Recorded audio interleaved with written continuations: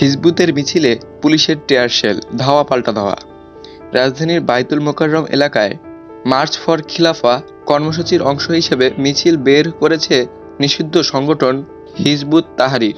শুক্রবার ৭ মার্চ জুমার নামাজের পর এ মিছিল শুরু হয়। মিছিলটি পল্টন থেকে বিজয়নগরের দিকে এলে পুলিশের বাধার মুখে পড়ে। তবে তারা আগে প্রায় ১৫ মিনিট নির্বিঘ্নে মিছিল করে নিষিদ্ধ এই সংগঠন। পরে অবশ্য পুলিশ টিয়ার গ্যাস ও সাউন্ড গ্রেনেড ছুড়লে একদফা ছত্রভঙ্গ হয়ে যায় হিজবুত তাহরির কর্মীরা। পরে আবার একত্রিত হয়ে মিছিল শুরু করার চেষ্টা চালায় তারা। পুলিশের সঙ্গে যোগ দিয়েছে সেনাবাহিনী। এদিকে আজ শুক্রবার বায়তুল মোকাররম মসজিদ এলাকায় মার্চ ফর খিলাফা নামে একটি সমাবেশ আয়োজনের পরিকল্পনা করেন হিজবুত তাহরির কিছু সদস্য। তারা অনুষ্ঠান সফল করতে বায়তুল মোকাররম এলাকায় জামায়াত হওয়ার আহ্বান জানান।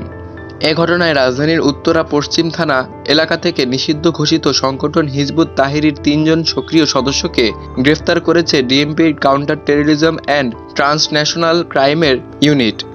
আজ এক বার্তায় পুলিশ সদর দপ্তর জানিয়েছে, হিজবুত তাহরির একটি নিষিদ্ধ ঘোষিত সংগঠন।